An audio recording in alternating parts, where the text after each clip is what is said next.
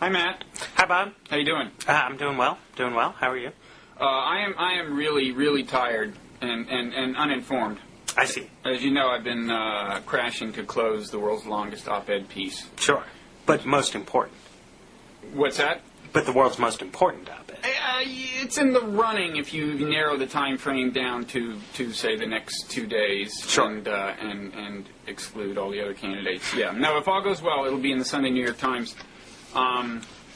Even as this video remains on our site, so viewers can just go right to the op-ed and understand why I'm so tired and uninformed. There's another issue, which is that my computer, the last 3 times I booted it up, I've gotten this message saying a hard drive crash is imminent. Mm-hmm. It's this Windows that sounds message. Bad. Well, it does, but I've always gotten mixed up between imminent, I-M-M-I-N-E-T, and E-M-I-N. Anyway, I'm not sure if it means it's about to happen or just that if it happened, it would be a really big thing, Is that what the other imminent means? Well, it means big deal, kind of, right? Like you're an imminent blogger. Oh, eminent.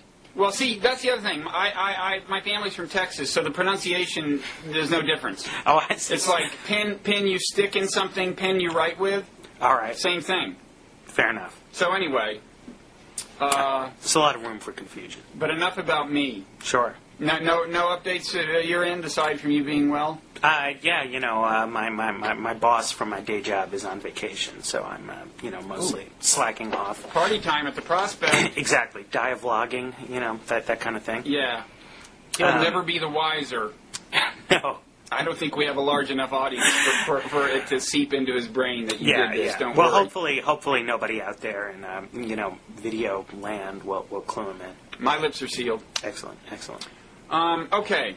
So because I've been absorbed in this project, you're going to be the source of all news and insight. Is that okay? Sure. We're counting on your youth and vigor. I have news and insight. Yes. Korea, for example. Korea, yes. There was they tested their missile the other day. The missile didn't work.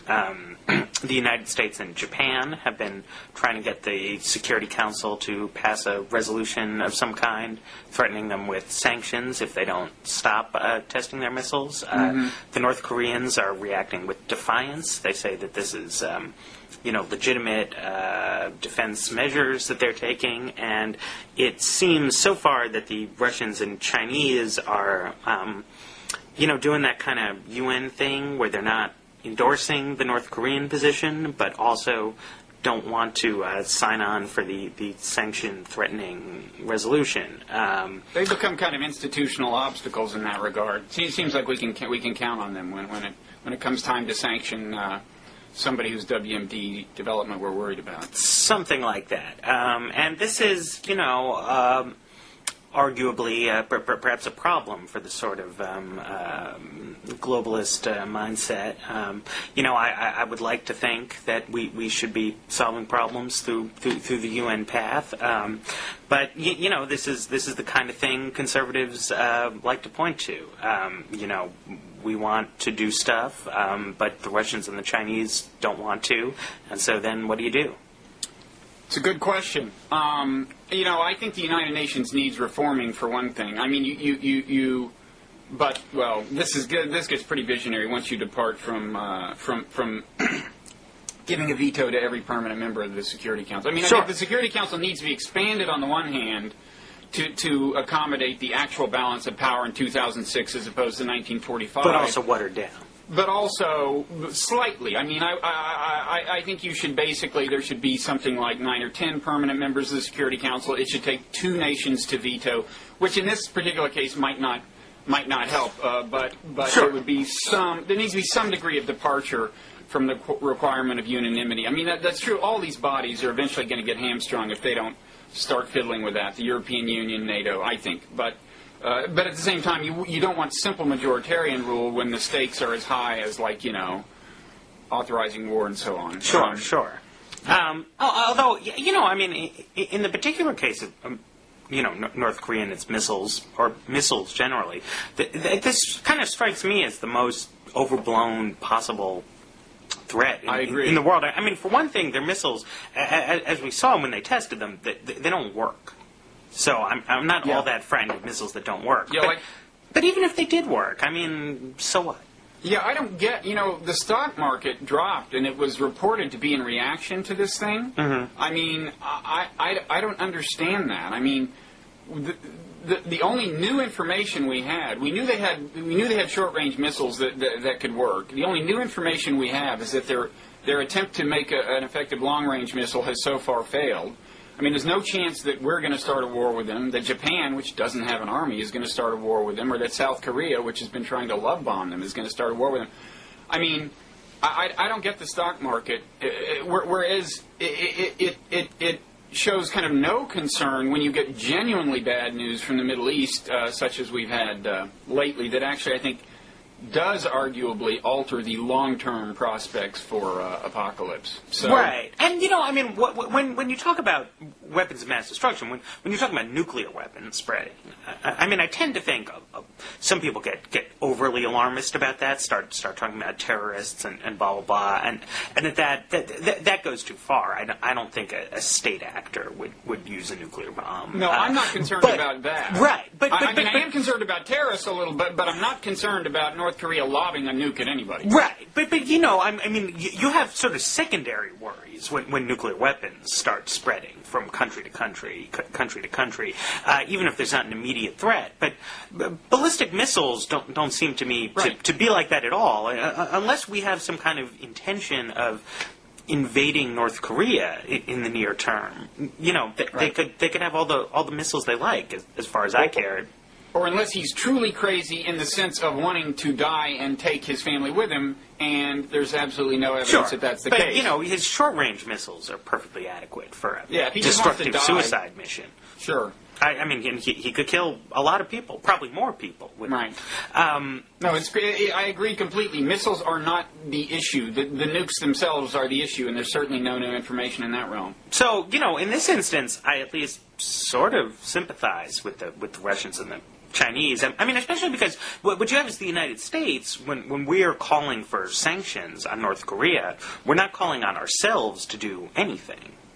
Because we have trade with North Korea. No trade with North Korea. Right. So, we're asking other countries to give up their North Korea trade, which, I mean, I guess it's probably not all that important, but, it's something. And we're asking them to do it for, as far as I can tell, almost no reason. The only thing I don't really understand about the ballistic missile situation is why they seem to be so difficult to build. I mean, obviously, I couldn't make one. I think the failure is inexcusable on the part of North Koreans, and they should be at least reprimanded, if not sanctioned. No, it is puzzling, It's like, seems like you and I could do a good job of it, right? Well, I posted this on my blog, and I said, look, like, this is 1950s technology. How come we can't get it done? And all these people, they wrote into me, and they're like, well, Matt, I'd like to see you build a missile. But, obviously, I couldn't build a toaster. I can't build a missile. I can't build a telephone. But, people know how to build stuff. No, you're right. Well, and ballistic missiles just aren't, like, cutting edge, not rocket science technology, right? Well, because the reason why that whole rocket science cliche started up, right, is because they were trying to shoot a rocket to the moon. Yeah, well, also, it was a long time ago that cliche started. Right. At the beginning of rocket science. And, I mean, it's totally plausible to me that it's extremely hard to aim a missile really, really accurately. Yeah. But they don't seem to even be able to launch one, which I find puzzling. The aim did not come into play in the case of the one that supposedly could have come somewhere near Alaska. Yeah, so... This I think is weird. It's the price they pay for being, I think, completely isolated from the world economy. That's part of it. I think South Korea could do a much better job if they were so disposed. Sure. And I think I've got call waiting. Oh, should I take this call? I shouldn't. Probably not. It actually is the New York Times. It's about my op-ed, man. Well, should I reveal that I'm not taking it, which I've just done? Yeah. This is really a dilemma. I'll take it. Oh, this is crazy. Hey, Matt. Hey. Hi. I got that cut off there. Yeah, kind of. Well, that was Bloggingheads TV at its finest. Anyway, the upshot is the peace actually may run the following Sunday instead of next Sunday. That's in the balance. We don't know. And that is the summary of my little conversation with the New York Times. The other is that I may need to, after one more subject, get off and give them a quick call and then call you back and finish. Is that okay? Sure. Okay. Okay. So a question would be: do you have anything else to say about Korea? No, I think we can come back in on new on elsewhere in the world. Well, there's Israel. Yes. And your news is that I mean, I had read this morning that they were starting to move northward in Gaza, the Israeli troops. Yes, and this led to the fiercest fighting yet of the campaign in terms of I guess in terms of actual fighting, where the Palestinians shoot back. I mean, the first day action seemed larger to me, but that was just the Israelis doing stuff. The news reports had a dozen Palestinians being killed, and the usual kind of dispute where the Israelis say they were all guys with guns. The Palestinians are saying, well, some of them weren't, and we've heard that story before. And we also saw what I believe was the first Israeli soldier to die in one of these gunfights. And the situation, well, I mean, I found it noteworthy. I spent a lot of time reading blogs, writing them myself, reading opinion stuff, and pretty much nobody seems to have, really said or written anything about this. In part, just because people don't like to put up with having lots of getting yelled at. Is that it? I wondered because it's like the only person who writes about it is like Juan Cole, and presumably some ideological opposites on the right. Sure. Who I don't read, but there was in general silence. There has been virtual silence about the Israeli thing since it started in the blogosphere, in the mainstream blogosphere. So right. I mean, it's a kind of, I think it's a kind of learned helplessness where, if you ask someone, why aren't they doing this, their nominal reason will be, well, I don't really know about it, but, who knows about anything that they blog about, and I mean, you would learn more if you cared to spend some time doing so, if you wrote about it, tried to listen to people, blah, blah, blah, but, threads and emails and so forth generated by commentary on this are legendary for their viciousness. Oh, that's right, and they're conspicuous in the case of bloggers. I mean, when I've written things just in conventional media about this issue, at least the response is not shared with the world, right? I just read it myself. But one thing I have noticed is that it's almost impossible to write anything that doesn't get hate mail from both sides. Sure. I mean, it'll be asymmetrical. It'll be unbalanced, but there's almost always somebody on both sides who hates you for what you say. Yeah, no, I mean, nothing you can say can even, you can't even please one side, more or less. I know it was actually interesting, though. Over the long weekend, I think 1 or 2 days, Josh Marshall was on vacation, and he had basically an anonymous reader guest posting, just under his initials, and that guy weighed in with a couple of fairly strident kinds of posts, saying he thought this was disproportionate and raising what's sort of the issue that dare not speak its name, which was whether it served America's interests to be associated with this kind of thing as it's going on. One way or the other, if Israel thinks this is what it needs to do, is it going to be good for the United States to have this happening? To which I think the answer obviously has to be no. Yeah, but I also think the answer is it's not good for Israel either. So as you know, my view is that it's not really a question of America's interest versus Israel's interest. It's that the policy has been bad for both. Sure, but I mean, I think, that's kind of a long-term view, right? That, I mean, in the final analysis, Israel benefits from a settlement. Well, it's only a long-term issue for both countries, I think, right? I mean, it's not like America's going to get hit by terrorists tomorrow because of this. No, but I mean, I think it complicates a lot of things that the United States might try and do, just even in the short term, to have something like this happening. Whereas, I don't really understand why exactly the Israeli government thinks that this sort of massive reprisal is necessary for its own, immediate term security. But it certainly doesn't benefit any kind of short-term objectives that the United States might have in terms of, diplomacy we're doing with Iran, anything else. Because famously, this is what people in the Arab world will point to as, like, the reason they can't take action on, like, anything that we might want them to do is exactly when stuff like this is going on, when Israeli soldiers are running through the Gaza Strip, and nobody knows exactly what they're looking for or what their objective is here.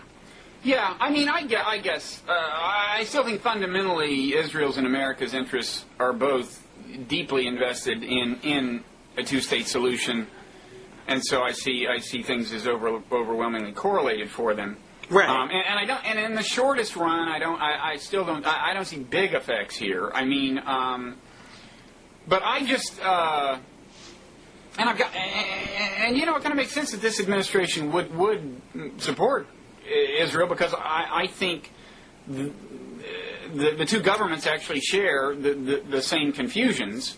At least Bush did a few years ago. I'm not sure if that's quite as clear now. But for example, it seems to be one thing you can infer from the Israelis starting out by knocking out that power plant. Is that they just do not buy the idea that the more Palestinians hate them, the more trouble they're in the long run, right? Because that was overwhelmingly the effect of that. Now what they might say is, well, we're going to make the Palestinians so miserable under Hamas and because of Hamas that they will eventually hate Hamas. Yes, but that doesn't preclude them hating you all the more at the same time. And so long as that's the case, I just think long-term settlement of the issue is less and less likely. And I just think fundamentally the Israeli government is kind of like Bush in that it doesn't emphasize that kind of thing so much, and it does believe that ultimately force is the way you change the alignment of things. And in fact, that's the way Israel wants to see things play out on the Palestinian side. It basically, its expectation is that, I think it kind of hopes there will be a kind of civil war, Fatah will win, and then that'll be the end of Hamas. Although I don't totally understand what they...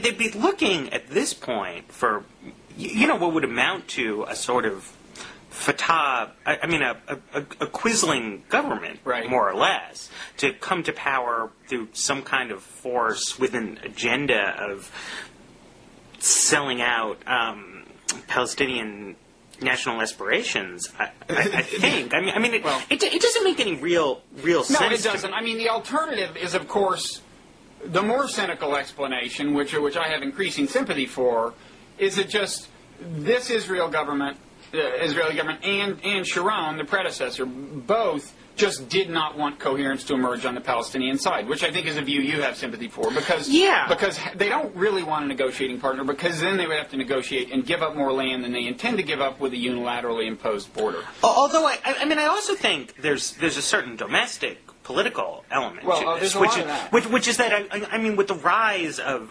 Kadima and so forth, you now have a governing coalition that needs to pay attention to its right flank, and I think one of the problems with U.S. support for this kind of action that the Israelis are taking now is that were Omar to show restraint, he would need to give some reason why he was doing so. Obviously, people, Israelis, get very upset when their soldiers are kidnapped, when rockets are fired into their towns, just as Palestinians get upset when people blow up their power plants. And a U.S. government that was putting pressure publicly on Israel to restrain itself would be a reason that could be, not just a source of restraint, but also a source that would operate in domestic politics. And when you don't have that coming from the United States, then all of the incentive is to sort of shore up against Likud and against people who warned that this disengagement from Gaza in the first place would be a disaster.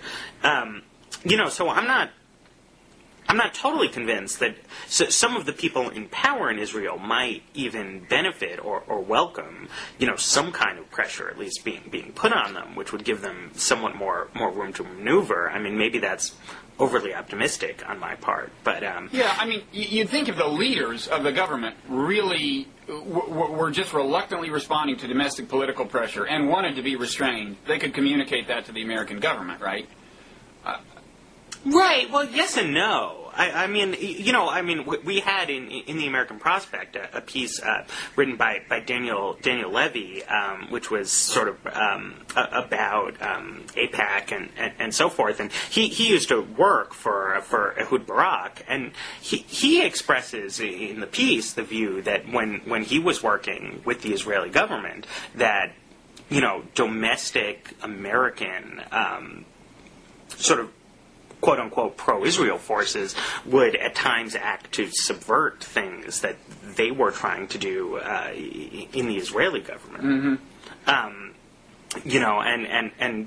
Because these organizations are run by, obviously, Israelis and Americans and everybody else, disagrees about what should be done. And these groups are run by specific people with their own concrete ideas and are not, just sort of putty in the hands of whoever happens to pick up ministries in Tel Aviv. Yeah. Well, certainly I will say one thing, which is that when Hamas won the election, and I said to you, this could turn out to be a good thing, and you said, sure, in principle, if we played it right, but the forces are not in play to play it right. I mean, yeah. I have to admit that you were right, and I'd be very interested to know what would have happened if the demand they had made on Hamas was just, A, you keep the ceasefire going, which had been going for more than a year at that point, I think, and B, you rein in, Islamic Jihad, the other terrorists. Sure. You're a government now. We expect you to control force on your side of the border. We don't want to see any terrorist attacks, not just from you, but from anybody. That would have been a reasonable set of demands.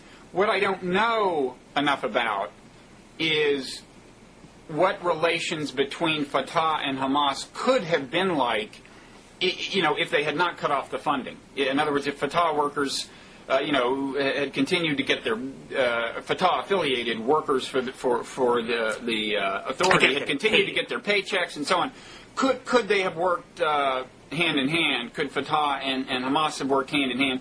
If so, I think they could have well controlled the terrorism emanating from the Palestinian territory, and maybe slowly something could have emerged. But anyway. Although, what we had here was a sort of classic thing where, there was a ceasefire that Hamas was nominally holding to, and there weren't any attacks. Yeah. And then one day there was an attack. Yeah.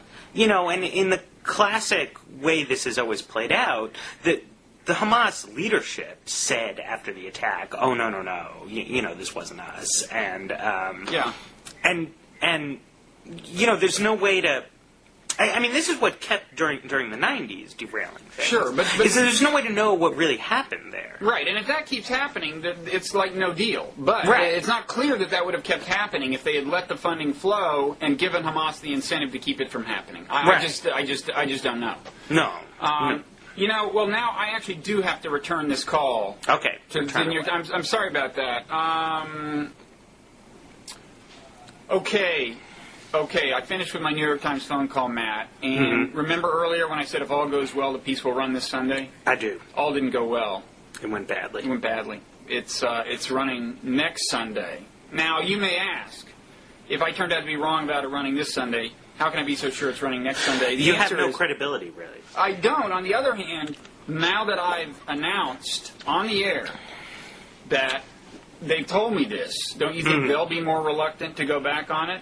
Right. They will lose their credibility unless it runs. There goes the franchise, right? A week from Sunday. There goes the brand name. The sure. New York Times brand name. So they can't possibly do that. So we will still see the world's longest op-ed piece, and we'll keep it a secret as to what the subject is and let the suspense build. In anticipation build. And let's solve the Iraq problem in the meanwhile. Sure. Well, I mean, the thing about Iraq, it seems to me, that's gone somewhat unnoticed, although Kevin Drum did something on this today, but the various Iraqis all seem to me to be telling us to leave the country, even if not quite in so many words. But we had a couple weeks ago, this story came out that there was a draft plan for national reconciliation that the Iraqi Prime Minister's office was working on, and that it included a timetable for American withdrawal. Then we heard that there was a lot of meetings about that, at which point Khalilzad seems to have prevailed upon him to sort of water that down. But the plan still calls for us to formulate a criteria-based formula for withdrawing, which was in the newspapers the day after it happened, but then hasn't actually impacted the future coverage. And then 2 days ago, in response to these allegations that American soldiers had raped an Iraqi woman and killed her family to cover it up, the Prime Minister said that he thought they should revoke the American troops' immunity from prosecution under Iraqi law, which is not something we're going to give way on, I think, at all. I mean, the American government is extremely reluctant to put our troops at the hands of foreign judiciaries, even under the best of circumstances, which Iraq most certainly isn't. And so this is, I think, more or less tantamount to telling us to get lost. Well, do you think that's really what he has? Don't you think for political purposes, Maliki pretty much has to say something like this? He's the one who said it, right? Yeah. Don't you think he has to, in a situation like this, adopt a somewhat hostile stance toward, if not American troops generally, certainly the troops who committed this particular atrocity? Sure, but he wasn't saying about these troops in particular. He was saying that the situation of immunity, he thinks, is creating these things, and it needs to be taken away. And now, sure, in part... Yeah, but that is a crowd-pleasing thing for him to say. It's a politically natural thing to say, right? Because this act is going to make the Iraqi people resent the whole immunity situation. And so I still don't see that as not being explicable in terms of conventional kind of politics. Right, but it all ties together. The reason that an Iraqi government would ask us to leave is precisely that our presence is enormously unpopular. It's certainly unpopular among various Iraqis, but the other problem with decoding what any given government official is saying is he or she may be saying it for the benefit of a particular Iraqi segment that is hostile toward, may be saying it to maybe basically speaking to Baathists at the moment or something. Sure, the evidence suggests that the hostility to the American presence goes across the board. And then another thing I saw, this was last week, was a really, I thought, monumentally foolish post by Lawrence Kaplan on the New Republic's blog, where he was. Basically what happened was he was making fun of the Iraqi insurgents for proposing a less aggressive timeline for withdrawal than John Kerry's resolution had been of American troops, which obviously it is sort of funny if your main priority in life is to mock John Kerry. But the story that he was writing about was a story where you had the leaders of the main domestic insurgent groups saying that they were prepared to stop their rebellion against the Iraqi government if they could get an agreement from the Iraqi government to have American troops leave the country by the end of 2008, which is... basically what pro-withdrawal people have been arguing for quite some time, that this was the essence of the situation, that we could broker a deal, but that the terms of the deal would have to include us leaving, and that's integral to the legitimacy of the Iraqi state. I think that position was being vindicated by this story, which again got very little press coverage.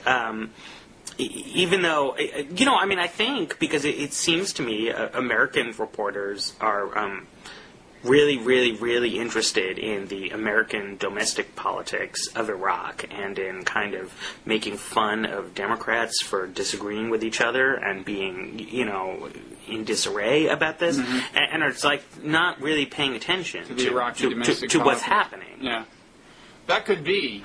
The story had not come to my attention, but then again, I've been in a little bit of a fog bank for reasons we previously discussed.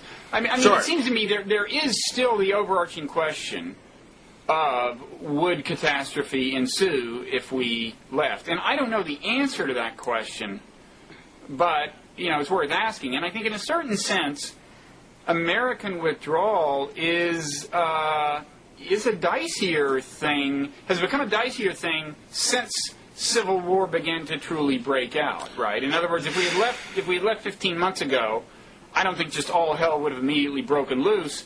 It could be that it would now, but I don't know enough about the situation on the ground to say. And I think it was you who ran an item recently noting that so much of the American military resources are devoted to just protecting the American military and providing supply chains and so on, that there's some question as to how much time we could actually be spending protecting any Iraqis. Right. And, I was thinking of something that Max Boot wrote, and, he being Max Boot, just thought this was, wanted us, or not us, to be clear. He wanted people who were neither me nor you nor Max Boot to sort of reconfigure the entire deployment so as to make it much, much more dangerous to American troops, but which...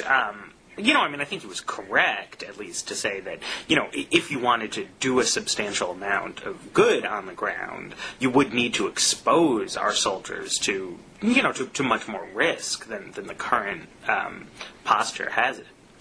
Probably true, and that has its own perils. I mean, in terms of how many civilians you wind up inadvertently killing and so on. The American Army, across all kinds of things, Haiti, over 10 years ago now, has always not wanted to take on strict policing type missions. No, because it's a mess. Yeah. But and I feel like they've had pretty good reasons for that, and yet.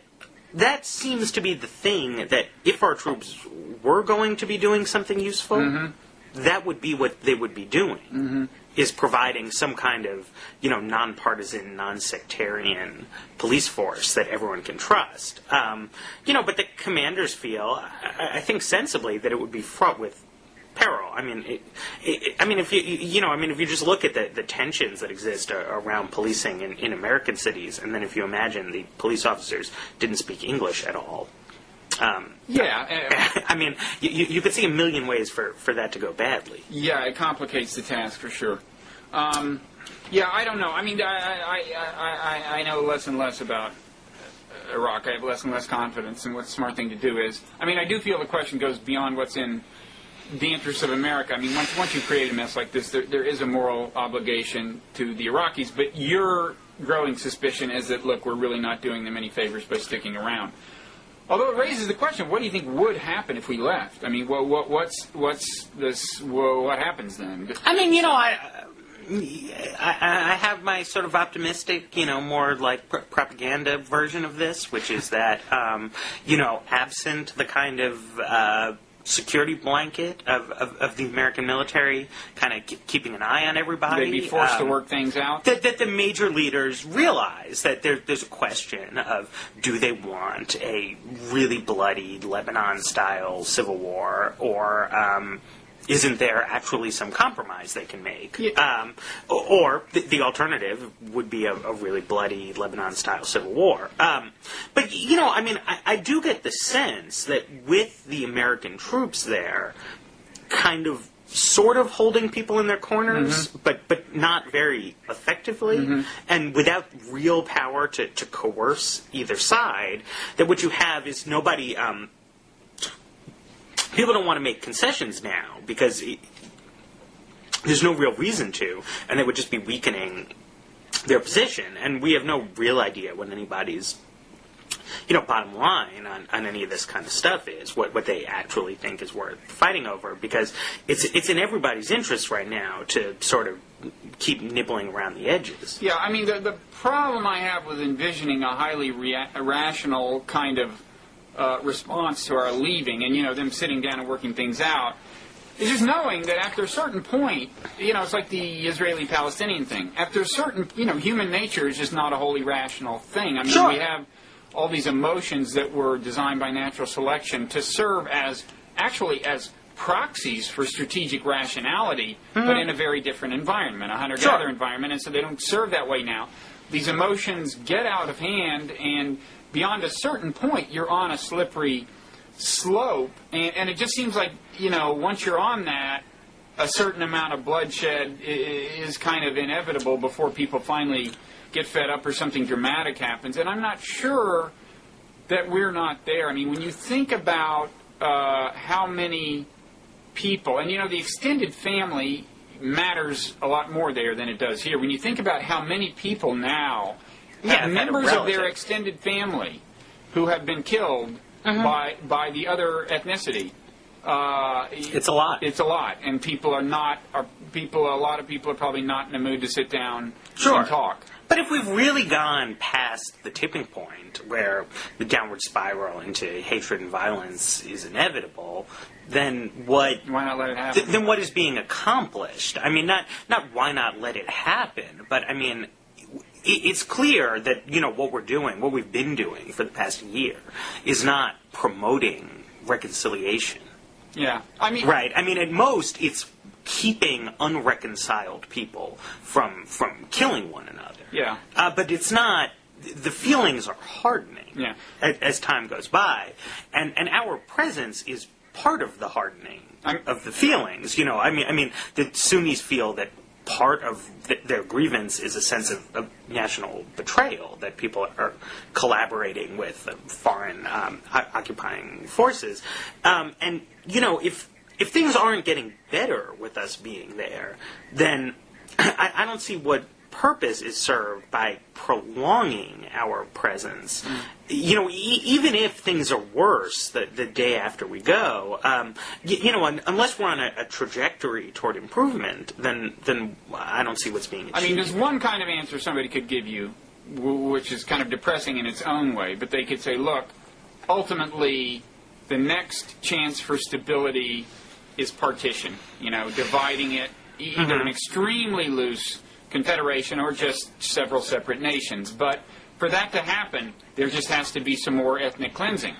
And, for the territories to become homogeneous enough to actually constitute states. And what they could say is, so you basically have to let some of that happen, but then when enough of it has happened for partition to be plausible, you do need a force like America to be there to step in. That's not a crazy scenario. It's depressing, but I think we're beyond kind of inspiring. But wouldn't even scenarios. the force in that case need to be like anyone other than America? You mean wouldn't almost anyone be better than America at that point?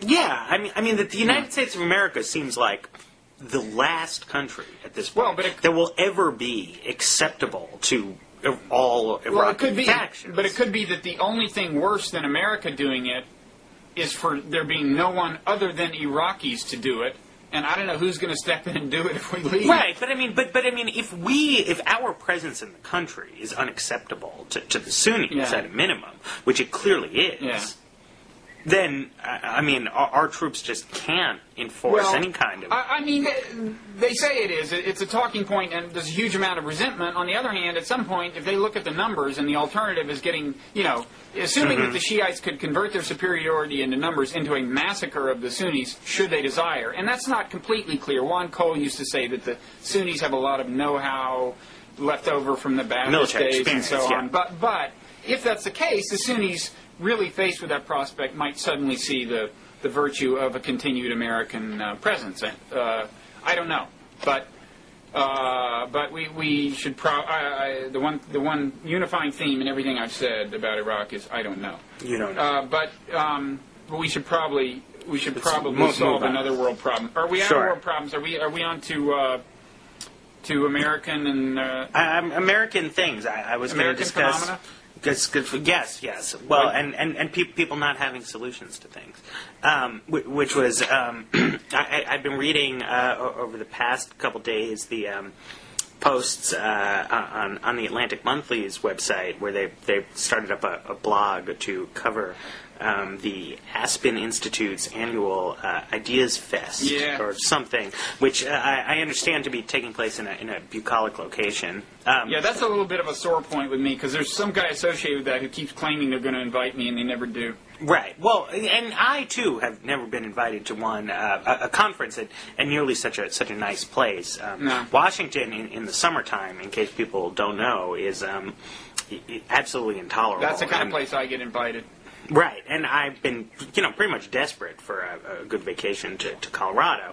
But at the same time, I have gone to less Tony conferences in my time, and I feel like what this blog from Aspen is doing is perfectly capturing and bringing home to people, and I would, advise you to check it out if you're curious, how pointless this stuff is. That you have these panels where if you go to them, either it's on a subject you don't know anything about, in which case you walk out realizing that if you wanted to understand it, you would really need to read some books or something and find a way to learn, or else it's like something you do know about and then you learn nothing.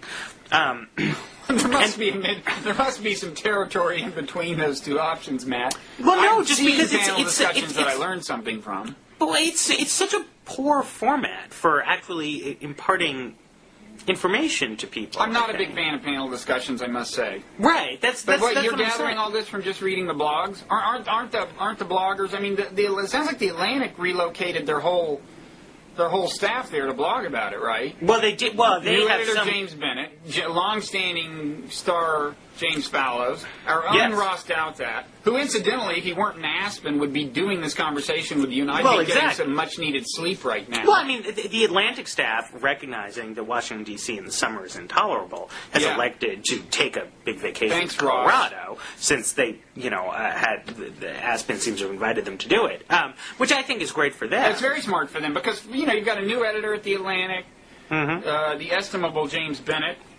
who, by the way, used to work for me. He used to write Xerox things for me when he was an intern at the New Republic, and now he's the editor of the Atlantic, and I'm unemployed. But anyway, he's a good guy, and it's a smart move because they can mingle with elites. They will probably see some people they want to write for them. The elites will become more conscious of the new regime at the Atlantic. I applaud this move. Sure. Although I resent Ross's absence, but I applaud the move. I resent that I wasn't invited, which is why I'm now bashing conference sessions I haven't even attended. Yeah. But I just think the whole process of getting people together to hold panel discussions, it's a good way to get free lunch sometimes, but there's very little informational content. Well, the other thing you raised in I guess in an email when you mentioned this to me was maybe you blogged about it, I don't know, but was kind of isn't the value of these things, isn't the attraction of these things supposed to be that you have to go there to absorb the idea? So if people start blogging all over the place about it, why would anyone go? Sure. Well, just I have the answer to that question. If that's still troubling you, by the way. Well, no. I mean, my fear wasn't that people wouldn't stop attending them. My fear was that without the aura of secrecy, the sort of basic pointlessness of the endeavor, that if you see it, if you see the ideas in blog format, but without the vacation and the free lunch. Yeah. It all of a sudden, No, but I think you're missing. Becomes clear how low value. I think you're missing the whole dimension of valuable networking. It's like Davos, At Davos, you go there. They have panel discussions, featuring foreign ministers and noted authors, and then they have all these people who come and attend the panel discussions who pay like $50,000 a year to belong to the World Economic Forum, if not more, so that they can go to Davos. Now, the reason they come there is not for the panel discussions. It's to meet other people who have $50,000 to spend just to go to this thing. I mean, some of them might want to rub elbows with the foreign ministers, but largely the people who pay to go there are paying to meet each other. And I mean, the networking at all these things, that's kind of ultimately what it's about, And sometimes various kinds of window dressing are provided to justify everybody's presence. But what basically happens is that at some point you develop a kind of critical mass where kind of a lot of people you'd want to network with are there, so a lot of other people, it's kind of like the Renaissance whatevers. Sure, I guess. So, well, maybe someday I'll get an invitation. Matt, frankly, I'm not optimistic in your case. Because, I mean, what are you now? You're 25? Yeah. And you only have 2 blogs? 3. 3? Yeah, I don't see any hope. When I was your age, Matt, I had a whole blogging empire. I understand. The problem is I was just too far ahead of my time, But I think James Bennett, when he was my age, was just Xeroxing things for you. Well, and there look at you him go. now. There you go. So he's like in charge. So there's hope for you. Someday you could have 4 blogs. That's the dream. Yeah. Right. Okay, well, speaking of living the dream, yes. Warren Buffett has not given me any money. No. I dream of it. It doesn't happen. But our next topic is this issue of, I guess, John Chait wrote something complaining about the way Warren Buffett is... John Chait wrote, and I wholeheartedly agree with this, that when you giving away a huge sum of money like this to a charitable foundation is... basically a bad idea. That what you want to do is use that money to try and influence politics and control the government. That if you look, that even with this huge endowment that he's giving them, Gates Foundation will be able to disperse between $2 and $3 billion a year in grants. Yeah. And that's nothing. I mean, compared to the federal budget. It would make a difference in the regularity of Bloggingheads' content being posted, should they decide to give it to us. I'm not saying they should, but if they did. In terms of, one of their big things, which I think is great, an underserved issue, is doing basic public health stuff in Africa, getting people mosquito nets and vaccines and blah, blah, blah, blah, blah, blah, blah, blah, blah. But, $2 billion a year or whatever it is they're planning on spending on that is a minuscule compared to the overall size of America's national security budget, which overwhelmingly instead goes to, the Defense Department.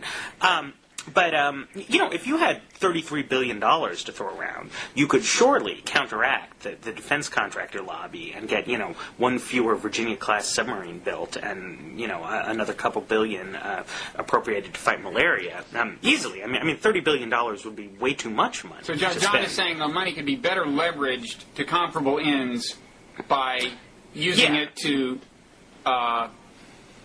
distort the normal decision-making process of democracy in the direction of the good. But if you look, right, the conservative movement has been, was largely bankrolled and continues to be to a large extent by some foundations, the Bradley Foundation, the Scaife Foundation, and their actual endowments are very modest in comparison to MacArthur and Rockefeller and now Gates and Buffett, which are all organizations with liberal sentiments, but whereas the conservative foundations have tried to use their money to influence the political process, the more, liberal, at least liberal-ish ones, tend to spend overwhelmingly their budget on directly ameliorating problems. And it's far less effective.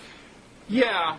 I suppose, although an argument Gates could make is, and Buffett could make is, you could use your money to lobby in a way that led to the government spending the money on the things I care about, like malaria, but the government, being the government, will do a less efficient job of it, and maybe it's more valuable in the long run to demonstrate how to do it right, which you might argue plausibly would take a long time to happen within government programs.